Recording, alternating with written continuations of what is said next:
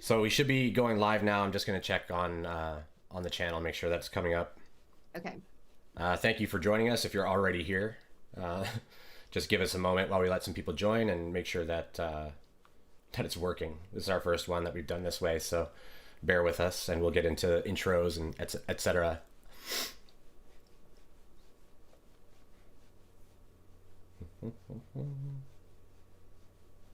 Oh yeah, I see it. You see it up there? I see. Yeah, I'm gonna click on it. Beautiful. Okay, there's like an ad.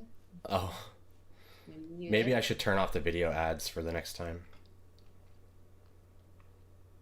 Okay, skip ads. Okay, I see us. You see it? Yeah. I just need to find it now. It's not showing up on mine. I want to be up. It has a little delay. Oh yeah, there's a delay. Okay. That's normal. Oh, there it is. All right, I got it here.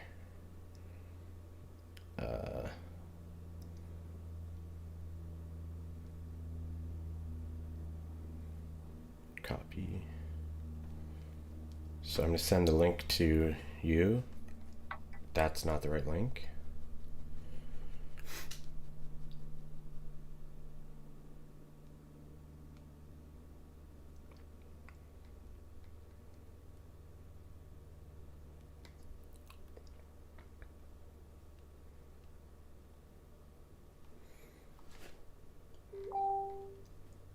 Okay, I think I just got something from you. Yeah, I just want to make sure I get the chats up. So we have 3 people here already. Neo Starseed, hey, thanks for joining us. And all right, so I've got the chat up here. Go full screen.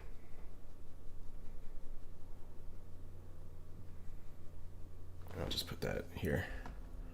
Oh yeah, somebody said hi. I'm gonna say hi. Hi, Jackie. Can you guys hear us okay?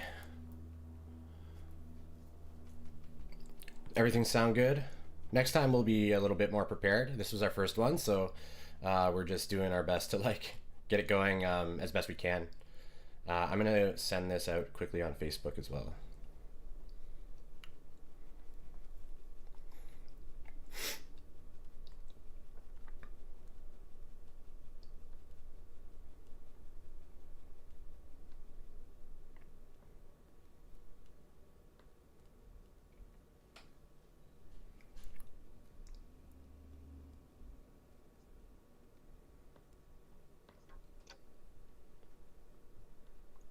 Okay.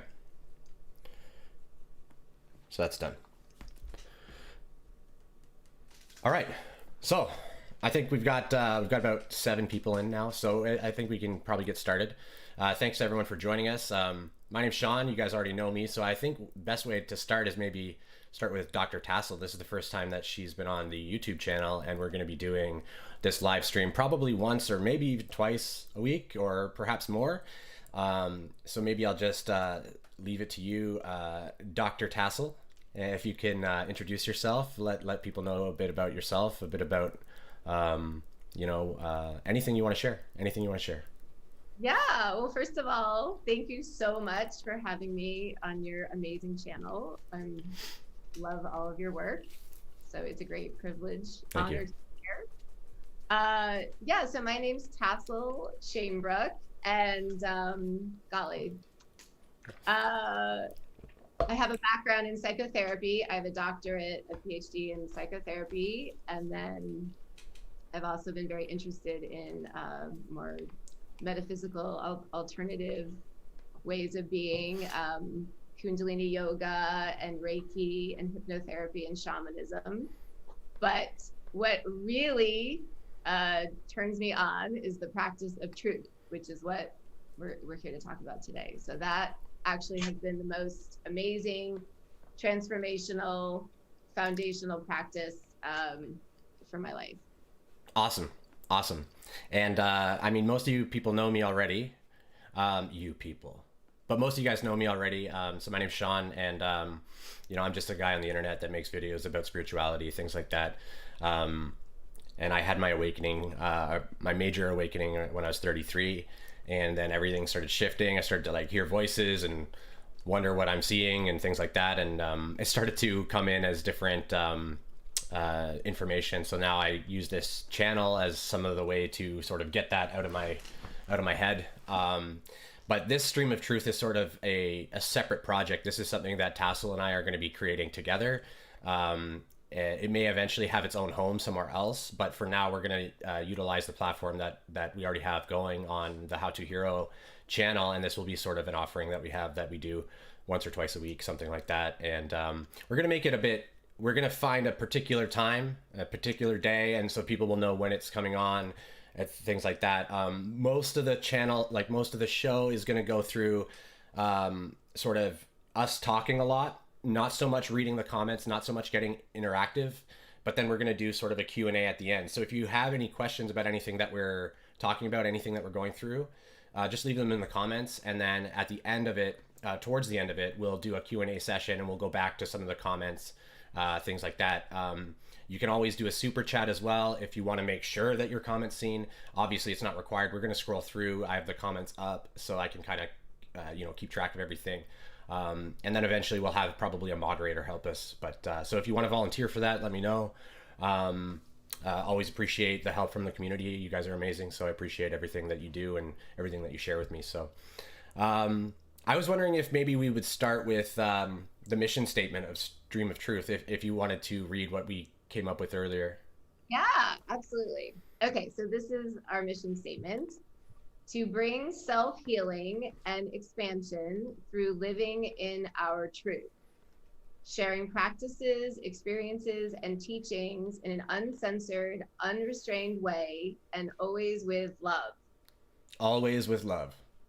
And so just to add on to that a little bit, like of a disclaimer, we may talk about some triggering sort of topics. Like we're going to have some polarizing things come up. We may talk about suicide. We may talk about abuse in different forms. We've all had unique experiences, and everything that we're talking about it's not meant to trigger. It's not meant to upset, but these topics are, when we're talking about truth and we talk about it in an unrestrained and uncensored way, these things are bound to sort of crop up from time to time. So I just wanted to put that out there, that occasionally we'll be talking about some pretty deep stuff.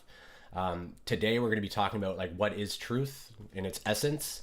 And I wanted to sort of start with Tassel wrote her dissertation, and a big part of the beginning of it, she talks a lot about truth. And I was wondering if you could share with us some of the highlights from that sort of introduction to truth.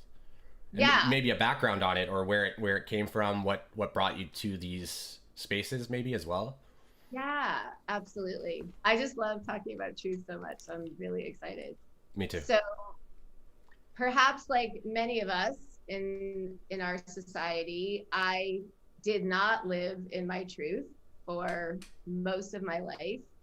I think we all have a lot of invitations from our parents, from our teachers, from religious organizations to not connect with our own truth and not speak our truth and not live in our authenticity. So that was the way I grew up. And it really had dramatic, catastrophic results for how my life turned out.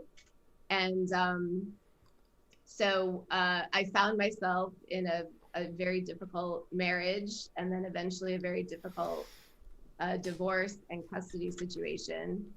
And I think and then I was also going through an awakening. And as I mentioned in the very beginning, I did all this training in psychotherapy and a lot of more metaphysical alternative training. And nowhere in any of my trainings was anyone talking about, I feel like what we're talking about here, just this practice of your own truth and feeling your own truth and honoring your own truth and living in your own truth. And then together with that, also feeling your feelings as a huge part of your truth. So I really leaned into this practice during my very, very acrimonious divorce custody situation. So I'll just read. Is that what you wanted me to do, to read this excerpt? Yeah. If you want to read Okay. the excerpt from the dissertation, yeah. Awesome. Okay, this is the excerpt. And I'm talking about this time period of a very difficult divorce custody situation. At times, the truth and my voice expressing it was all that I had. It was as if the conveyance of my truth here was my refuge and my fortitude within this tempest. As much power and destruction and institutional intimidation as all of the upheavals circling me seemed to hold, the articulation of my truth felt stronger. There was a sense that if I kept to the truth, persisted in acknowledging and feeling and communicating and sitting in my own truth, that I would outlast every squall. The truth was the safe harbor, the eye of the hurricane, a sacred and protected territory in which to stand. It is a place that I now know better than to ever leave. This is where you can find me from now on. This is the only place that I will be. After all the pages that I've written here, the resolution, the healing, the migration is simply living in truth. Beautiful. Beautiful. I read that the other day, actually, when I was reading the dissertation. Was at your place. And that is a big book. It is a large book. And so much of, I think, your soul went into it. I could sort of tell by the way you light up when you talk about it. And I was wondering if maybe you could help talk about a little bit about how your experience of awakening during all this tumultuous, chaotic stuff was happening. You're going through your divorce, and you know, you're battling for custody of the children, and you're also having this spiritual awakening at the same time. I think for you it started in 2012, but I'm sure as everyone knows, it's like steps that you kind of go up and then break through these barriers, and it gets more intense and more intense. So to be going through all that while trying to get your doctorate sorted out and your licensure, and the divorce, I'm just wondering how did you do it? Yeah, it's a great question. So it was my sanctuary. The truth was my sanctuary and my safe place and safe harbor in all those ways I described it. And at the same time, as all of my truth was really bubbling up to my consciousness, really for the first time in my life, it was really painful and really challenging. So it really held both of those places in my life. It was where I knew I needed to be, and it was what was giving me strength. And then at the same time, it was super challenging to remain in my truth because it was so painful. Mm-hmm. Mm-hmm. And I'll just share too. I think most of you experience this when you start to awaken. You start to hold more light, right? You start to, and you could equate light with wisdom. And as you hold more light and wisdom, it's almost as if the world gets sort of more bright.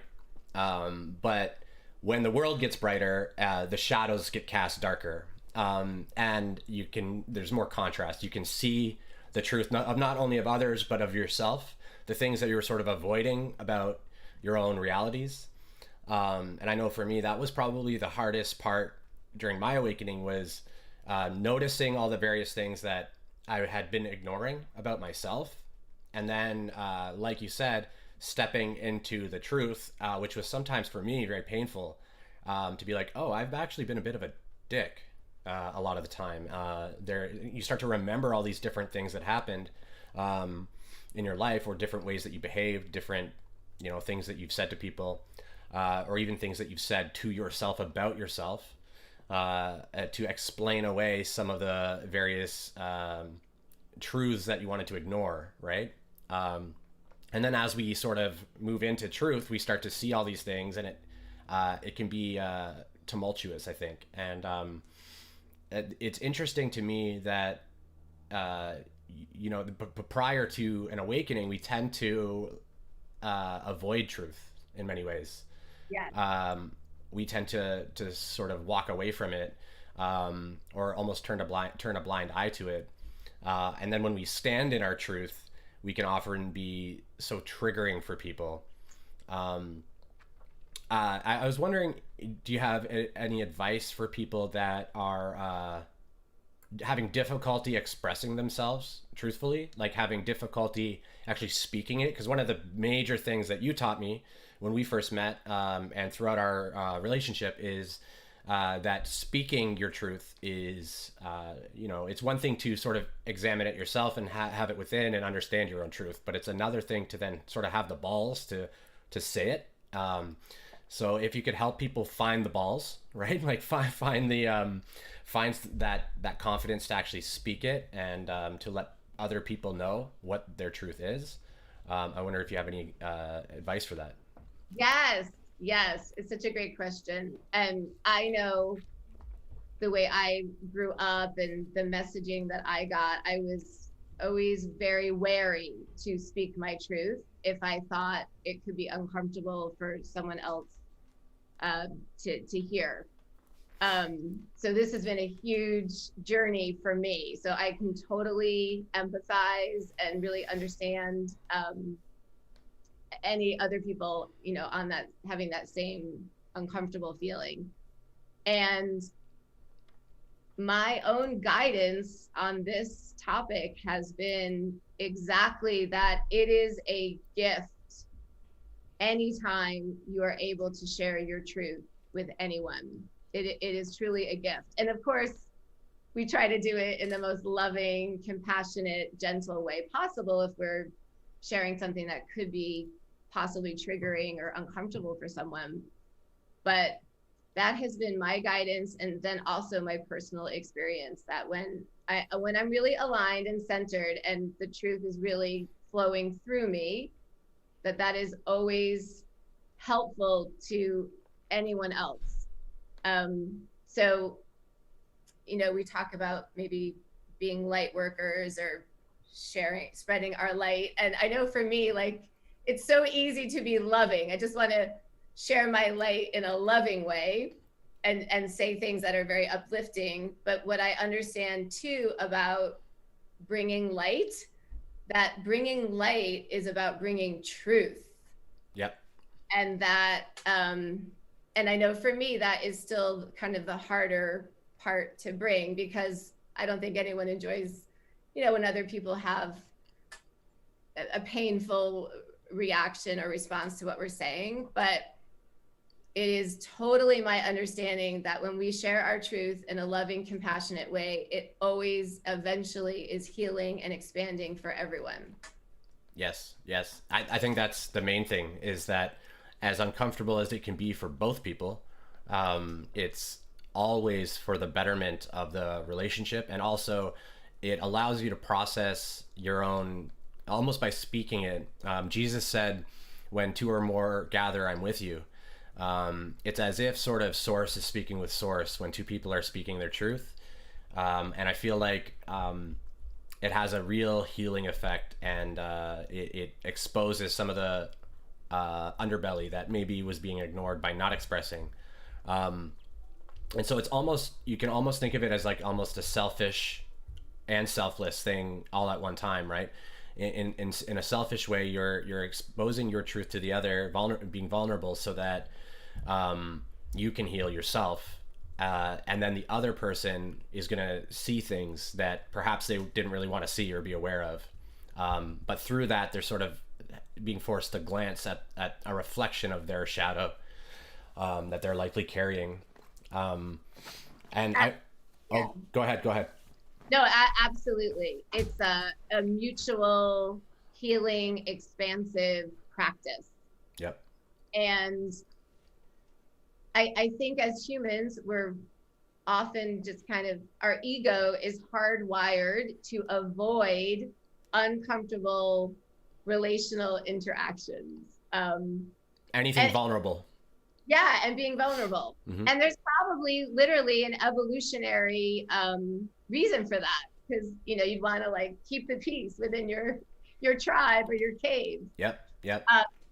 But what comes to me is keeping the peace can be a short term keeping the peace or a long term keeping the peace. And when we do not speak our truth in our relationships or in our society, in our institutions, then we are not able to really foster long-term peace and harmony. We put band-aids by not speaking our truth and by, well, I don't want to cause a little thing right now, and so I'll just avoid it and kind of stick it on the rug. But it's truly the practice of truth that creates harmony and peace in every relational situation. I agree. I like to also remind that there's a truth of expression to others, but there's also your internal perception of self that often needs a little honesty, like a little truth, right? We can blind ourselves to our own things because we've been telling ourselves the same stories all the time, and we can often pepper our truths with a bit of fear, so it takes a separate sort of strength to do the introspection on our own feelings, our own realizations, whatever they are, to then do like almost a self-expression. And you could call it shadow work. It's essentially that. It's like examining why you have these stories, why you have these beliefs, and then trying to find the real light of truth or the light of source to expose any of those things that you didn't really realize were there. What else was I going to say about that? I wanted to talk about how each individual has a different truth, and so to me this is a huge paradox that took me a while to wrap my head around. We all have our own version of what the truth is. We all see divinity in different ways. We all experience or stimuli, catalyst, whatever we call it, in the external world. We all experience that through our own lens of perception. I was wondering if you have any thoughts on how we actually define our truth. Like, how do we define, like, what is truth, right? If truth is different from me to you to Joe down the street, how do we define what truth is? And I'm just curious what you think about that, and then maybe I'll riff off that a little. Yeah, it's such a great question. What is truth?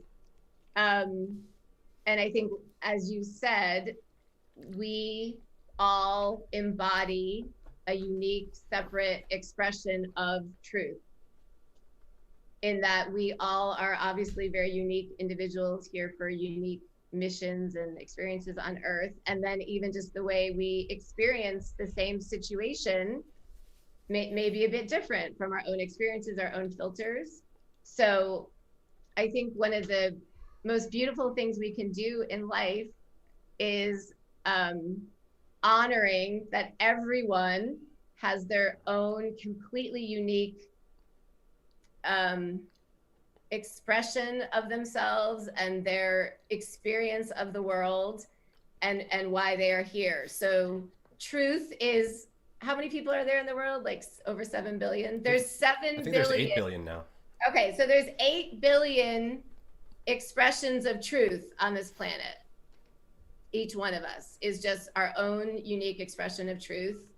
And I don't know, the way I think of it is like my own truth is me just totally being myself and honoring whatever is arising in me and not adjusting myself relationally to a huge extent. Although in any relationship, there will be some cooperation, so that you can have a relationship with someone. But it's kind of like, who would you be? What would you be thinking? What would you be doing if you were the only being on the planet?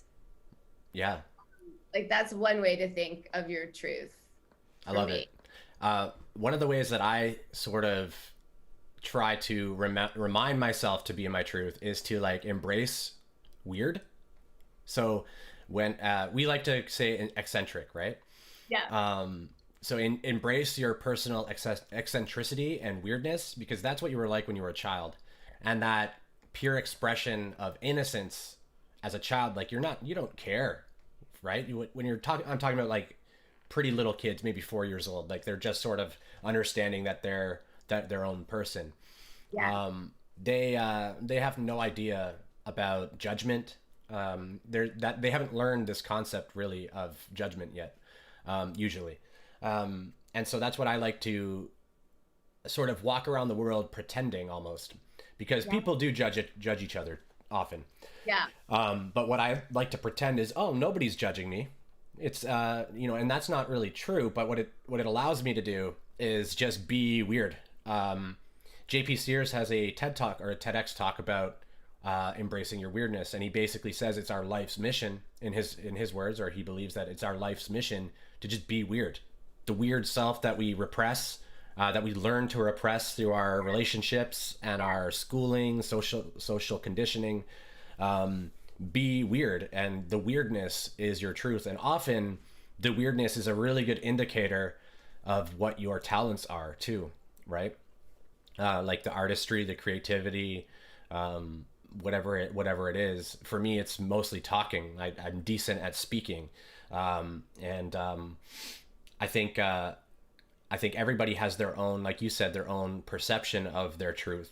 And so truth to me is this sort of blob of expression. And I'd also like to say that um, just as as beings of energetic vibrational beings, we can sense when somebody is not telling us the truth, Yeah. right? Our body feels it, right? We know it, and other people know it too. So when we're doing our like little, we may be peppering truth into a bit of a lie. Yeah. Other people will feel that, like they'll understand that whatever you're saying is not totally genuine. They may not say anything about it, and of course, like when I'm having that experience, I don't say anything about it. But truth resonates. You'll feel it in the body, right? And you'll feel it when you're expressing it. You'll feel good about it usually, unless somebody's sort of like trying to push back at you, right, against your truth.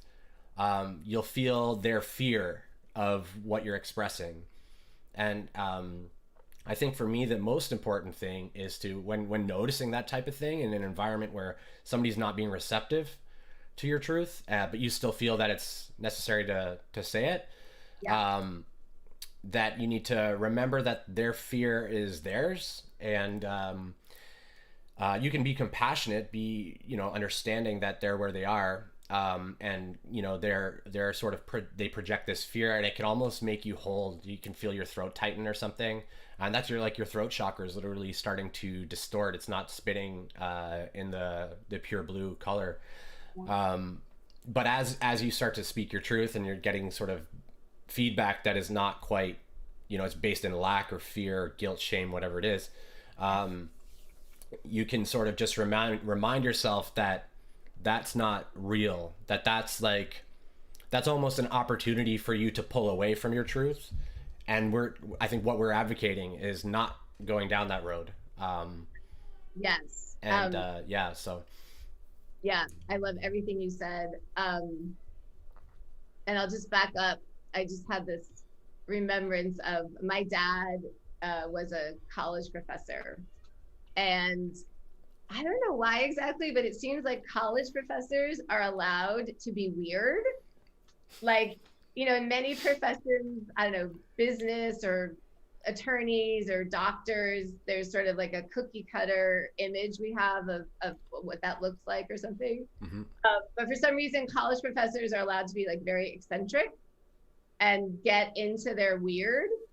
And I remember before I even really thought about the things we're talking about, I just always loved college professors because they seemed so genuine and they seemed so comfortable in their own skin, and they were just being themselves in a way that a lot of other professions don't seem to allow. And then I also totally agree with what you're saying, that this practice of being in our truth, we can have these pulls to get out of it when other people are coming from fear or getting triggered. And the way that helps me is I'm always just thinking like, whatever I'm doing is really between me and spirit. like I need to just follow my guidance and do the highest and best thing always, even if it's uncomfortable. Yep. um so that's what gives me like the strength and the courage to do everything, is that my life is really just between me and spirit and what is the highest and best path. Yeah, and I think it comes back to self-love in a way. Um, Prioritizing yourself over others when it comes to these type of things. So when it's like your truthful expression, you need to prioritize, in my opinion, you need to prioritize yourself first. I know we're off. A lot of us that are here and tuning into this channel are here for service to others. We're constantly looking for opportunities to serve or share love or share experience, whatever it is. And sometimes we can feel like catering to the other's feelings is the best thing to do because we're making them more comfortable or helping them to remain comfortable. But we're actually, I believe, doing them and us a disservice because we're sort of showing them a false reality. We're showing them, we're helping them to remain in the fear, lack, whatever it is, by not pushing any of the boundaries that they may have. And so I think part of our jobs as light workers, service to others beings, whatever we want to call ourselves, healers, whatever it is to sort of just speak our truth with love. Always have the love there, because if the love's not there, if the compassion isn't there, then you can come off. And this is something I struggle with, is being sort of abrasive and punchy. And I resonate a lot with the term heyoka, which I've talked with you about a lot. But heyoka is the sacred clown, and so it responds. It reflects the other's shadow to them through truthful humor. And so like an absurdity in many cases. And so I can instinctually, without even thinking about it, just reflect this like absurd, rude, almost, it's like a satire type of extreme expression of what they just said to me. So like they'll say, Sean, you shouldn't talk about that. And I'm like, you shouldn't talk at all. And then they'll be like, what? Right? But that type of thing. And so I work on that because that's not very loving, right? You shouldn't talk at all, idiot. Right? Like, it's not a very loving thing to say to people. So one of my challenges has been to speak my truth, be honest and authentic, but also hold the compassion still, sort of examine where I feel the other might be at, and not throw parts of my truth away, but just trim it down a little so it's a little easier to swallow, I guess, a little nicer, a little more compassionate. But you know what? Sometimes the truth just needs to be direct as well. Like, there are all these different contextual and dynamic situations. Sometimes people just need to hear literally that they are being trouble for you in some way, right? That they're pushing against your personal boundaries in space or something, right? So, but you can do that compassionately as well, right? Just say, when this happens, this is how I feel. Yes. So not you did this, you're doing this, attacking, and right, this is how I feel when this occurs. That type of thing. And I think what you're also touching on is that, what state are you in when you are delivering the truth? Are you aligned and grounded and centered? And sometimes if we're in a really combative or reactive situation, we're off of our alignment. So a really great practice, which I know you do and I try to do, is if things start to get a little bit heated, that we excuse ourselves and just feel our feelings, are sort of on our own, and move through those those intense energies. And then when we're grounded and centered again, then come back and speak our truth. And this is like, feels like a lifelong practice for me, and I fail a lot, and I try to get back on the horse and do it the right way. But it feels like a lot of our work is just running through intense energies on our own, so they're not kind of impinging on other people. Yeah, and I'd like to just add to that the way that personally I get to the root of that quickly and try to find my balance and alignment is I sort of swing towards the masculine approach of healing or shadow work, which is a wisdom based approach. The feminine side is loving and compassion, and then Yeah. the wisdom is masculine. It's wisdom and light, and everything in the universe is light love, right? So both energies are in all things.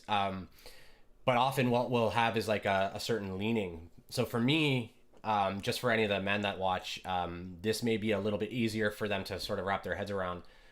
When somebody starts to like trigger you, the first step is to realize, okay, I'm being triggered. This is an opportunity for me to reflect on like, why am I being triggered?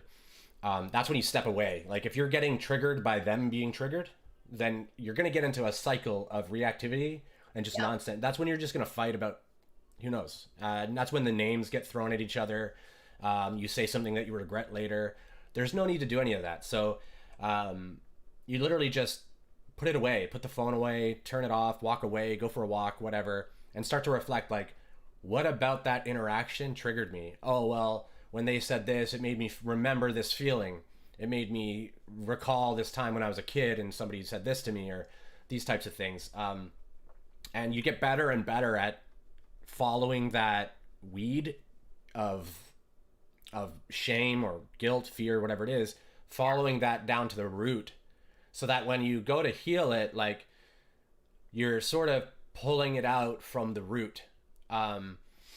And the way that you do that is forgiveness. In my experience, forgiveness is the key to all of it. It's about like forgiving the other for what they've said, forgiving yourself for experiencing it in this negative way. In both of those situations, you're both seeing illusions of each other. You're not seeing the divinity in the moment. You're not seeing the love. Yeah. And so that's what I do is I sort of go on my own. I reflect back on like, what about this is triggering me? How can I use forgiveness in this? How can I apply forgiveness to this moment? And then also it gives you an opportunity to reflect on the past wounding. Like, why did I get there from this little comment, right? Yeah. And that past wounding may involve that other person, but it may not at all. And so you can sort of analyze that and then bring love and forgiveness into it as a secondary way. I think the feminine side is more just loving and compassionate. Like, oh, I understand why they were so upset because I can feel it too. And I offer my love and forgiveness just almost naturally. In the feminine side of things, the feeling is more potent, and the masculine side of things, it's more like the rational mind moves around and understands the expression and things like that. Yeah, I'll just say, and maybe this is the feminine way of doing it, is that what happens for me is I will kind of just like sit quietly, and I'll often just speak out loud, like, I'm so sad right now, I'm so angry, or oh, I'm so heartbroken. I don't know why, speaking it out loud seems to be really helpful. Mm-hmm. And then what often happens is I believe it's my higher self takes me through past situations where I had the same feeling. And I'll be like, oh my God, I felt this then. I don't think I fully felt it. And, maybe 3 or 4 different past experiences I'll see little like scenes from. Mm-hmm.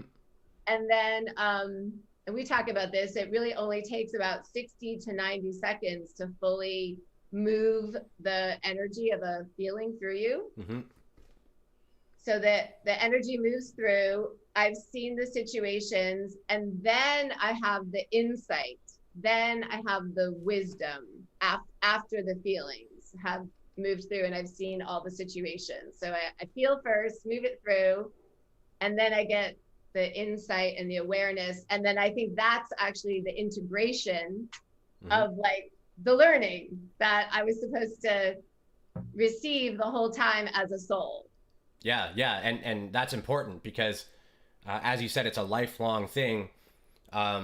Especially if Michael Singer talks about this in Untethered Soul. But if we experience a wounding and then we repress the emotion, it stays stuck in our heart, right? Now, it's not just the heart.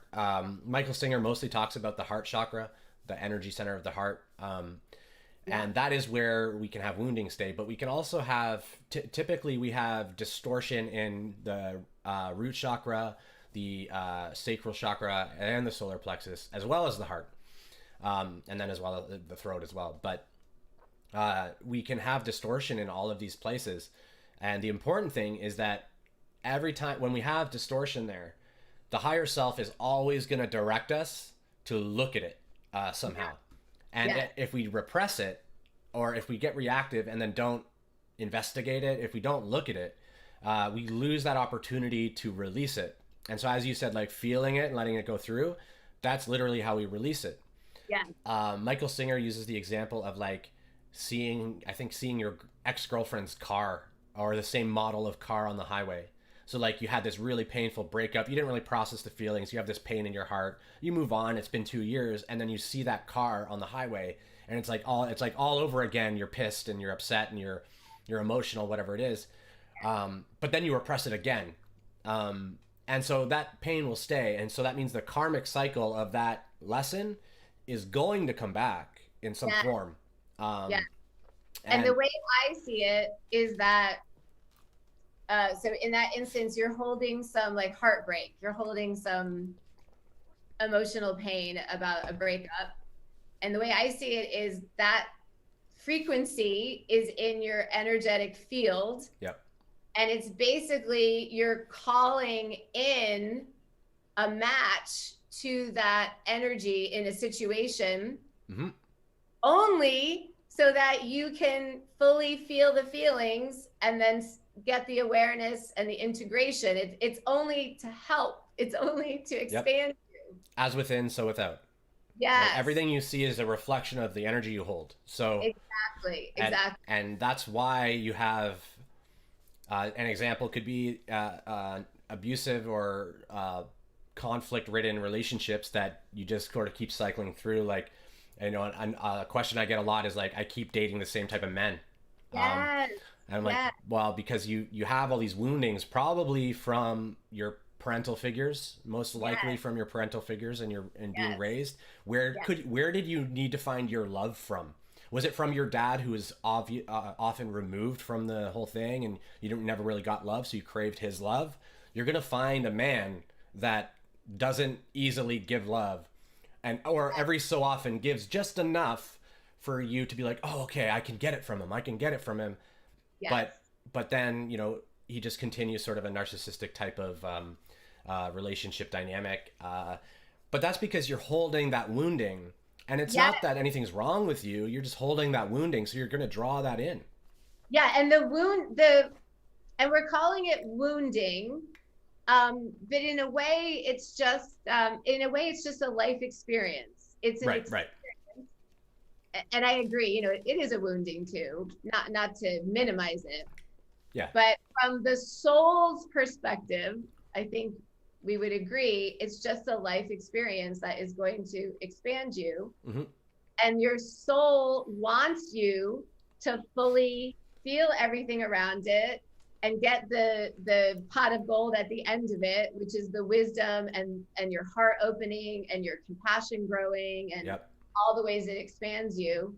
I like to call it opportunities. That's usually what I use. But when I use that word, people get pissed off, right? Because a lot of people are stuck a little bit in a victim mindset. Yeah. And so if I call their trauma an opportunity, they're like, excuse me? Yeah. So that's usually why I start with the wounding. And then I'm like, actually, you need to shift and see these wounds or these traumas, these conflicts, as opportunities to heal those said issues, right? Exactly. Like, it's an opportunity to move out of it. Exactly. Right. Exactly.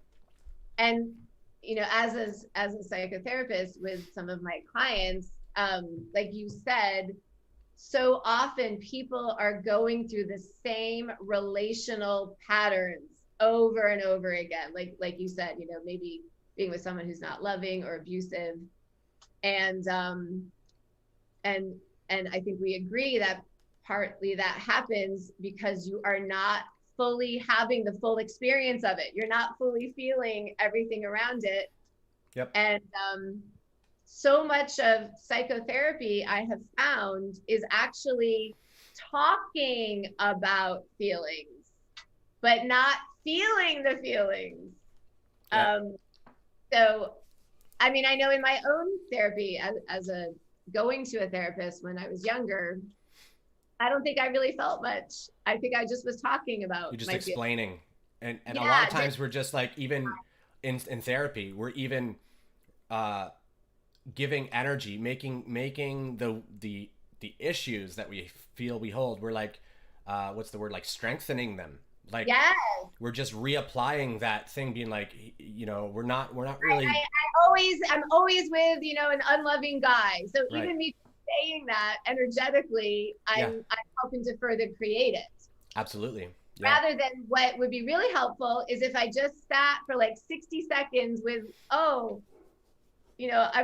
I've had this experience and it was really painful and I didn't like it and I felt really unloved and whatever the feeling was, and then that would move through me. Mm-hmm. Yeah, and it all comes back to self-love as well, and forgiveness, because essentially, when we don't love ourselves, we seek love externally. Yes. And that's the opposite way.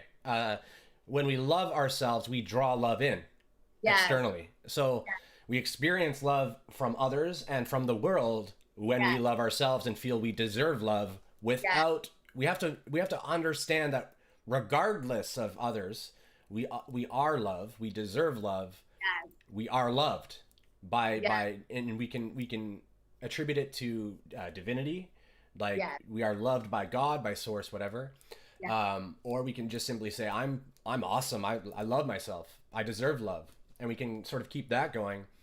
And enough of that will slowly sort of cleanse out that similar, help you sort of navigate those opportunities, for bringing now in partners or friends that see you, that see you for the light you are, that see your heart, that sort of resonate with you. It brings in a more natural, harmonic resonance with your energy, and there's not going to be all that discord or disharmony. Yeah, I like to think of it that each one of us is like a radio tower. We're sending out an energetic frequency of, what energy are we holding in ourselves? And if it is a victim type, oh my God, the world is awful and bad things are always happening to me, then that is exactly what's coming in. Mm-hmm. And one of my favorite things I try to do, I don't always do it, but like in the morning, to just set my energy, set my frequency. And it might just be like a simple affirmation. Like, one of my favorite affirmations is, everything is always working out better than I ever could have expected. Yeah. Or even like a celebration energy is a fun one to tune into in the morning. Like, just feeling into like, wow, there's so much to celebrate. I'm celebrating. And then, and then that's what I'm attracting. So what we're really getting at, right now, is that we are all creating our realities. We are powerful creator beings. Mm-hmm. And I'll just add mine, just to share mine. Affirmations for me, they when I'm reading them myself, it feels disingenuine a lot of the times. So as I'm reading them, I'm like, I don't know, fine, yeah, sure. And not all the time, but what I like to do is I put on like very self-aggrandizing hip hop. And just jam out while I shower or something. Because like some of these hip hop artists just literally are like, I'm awesome, I'm awesome, I'm awesome, I'm awesome. Just line after line how awesome they are. And I just like really feel into that, dance in my shower, be weird, dance in my bathroom, whatever. And that helps me just really pumped up. I literally did it this morning.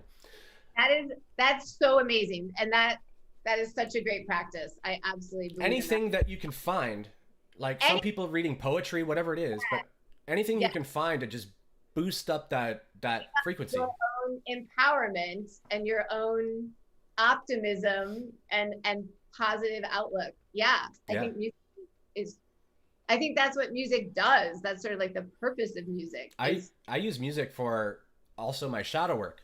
So I listen to very, very sad songs to bring me to that emotional state so that I can see it better. yes. Yeah. Yeah. That way, like, I can literally give myself catalyst. Something that came through was like from my higher self one time. I was sitting and channeling or something. But what came through was that you don't have to have these big events. Yes. You can do it with the little things. So you can Yes. do shadow work by literally listening to a sad song, feeling into that. You're not experiencing the issue or the whatever, but you get to go through the emotions of it, Yes. and then reflect on it and gain insight, etc. So it cleans up all that stuff that might be left over. And so I do that routinely, like every day I do that, I think. I love that. And I love that you kind of broached that topic. Because I know I grew up thinking, okay, I'm going to go to therapy once a week. And in that 45, 50 minutes, I'm going to work on myself. And that, that's how I'll get through all this or whatever. And what you just said is that self-healing, expansion, our ascension, our growth, all of that, it does not have to be anything formalized. It does not have to be anything where we're like sitting down and meditating or, all this like kind of heavy stuff in a way. But what you just said, like you can listen to a piece of music and just let your feelings move through you. And that is helping you so much in your journey. Especially if you then, the important part in my experience is to, as after you experience all that, also sort of reflect back, like look back at where did that come from, right? Like not just if we feel it, that's really helpful, but the next step is to then try to get the insight, like why was I feeling all of this stuff? And it helps you to see things that you didn't really see before, things that were repressed and things that you were ignoring. And yeah, like sitting and doing shadow work, like writing out a shadow work journal, that's boring. I mean, if you like it, great. That's awesome. Continue to do it, what works for you. But I find all that stuff boring. And I believe that the most effective healing is done like moment to moment. Consistently trying to sort of turn off a bit of that egoic jibba jabba and like reflect back at what am I actually experiencing right now and what's it trying to show me, especially if something's negative. If something's positive, great, just feel into it, love it, whatever. But if something's negative, you're having a negative experience of some kind, that's the moment, that's the time to look at it. You don't have to wait until it's shadow work day. Every Thursday you do it at noon or something, right? But I absolutely agree. And I think part of what's very helpful in what we're talking about is to be able to spend some time alone and not distracted. So you and I talk about this, like we live in a society in a way that is built upon distracting us from what we're talking about. Like, you just drive down the street, there's restaurants, there's tobacco stores, there's alcohol stores, there's entertainment. Like it almost seems like everything is designed to kind of like distract us from our own selves and our feelings and our truth. Yep.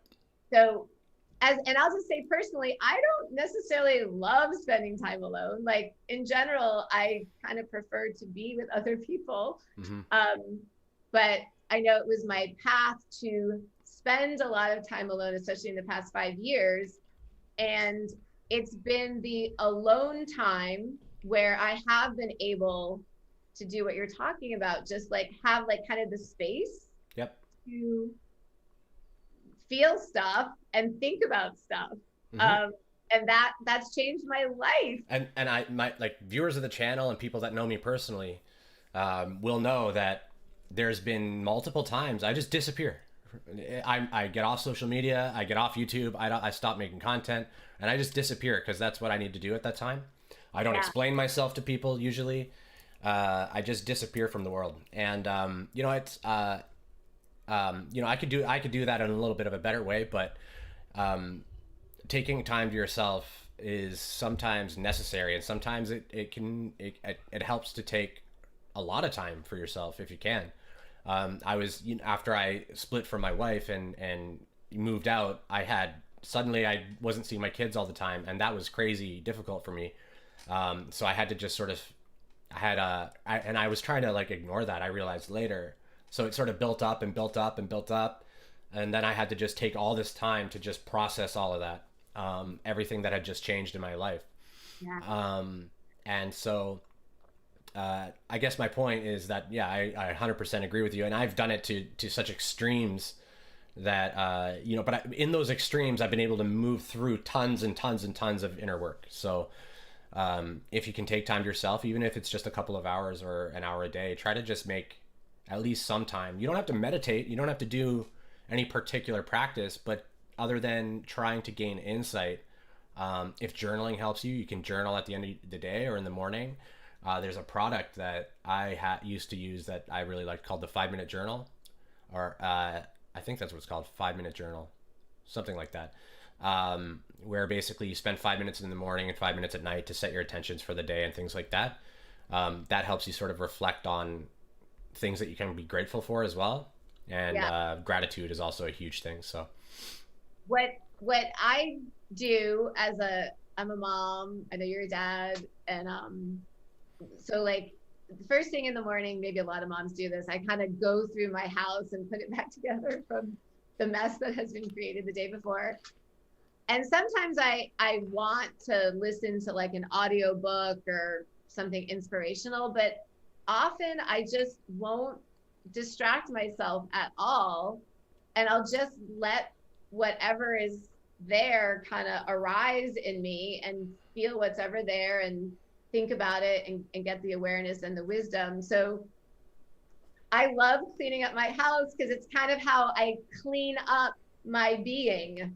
Yeah. Time, basically. Yeah, because we'll continuously sort of experience these little things that bug us, and the best thing we can do is, like you said, clean up the house, clean up the temple. Yeah, it's internal cleaning. It's an energetic, emotional cleaning, and this is the biggest guidance that I give to my clients. It's just feel your feelings. That's the biggest guidance. Yeah.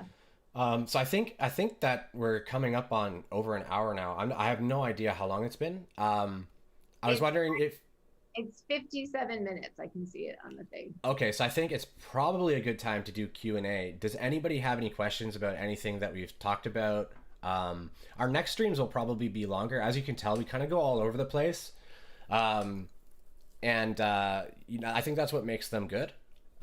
We just sort of let almost source or spirit just speak through us when it seems resonant. But if you guys have any questions about anything that we've talked about, throw them in the chat. I'm looking now. I haven't seen a lot of questions, just lots of love and sharing and stuff. Heather said, truth is another perspective and none are right or wrong. Yeah, that's really important, actually. That's really, really important. Thank you, Nathan. I want to just thank everybody for coming. We had a whole bunch of people showed up, and appreciate all you. Love all your faces. But any questions, now's the time. I'm gonna just scroll through. Love to Scotland as well. Thank you, Scotland. Pretty background. Cool. Scotland. I had an aunt from Scotland.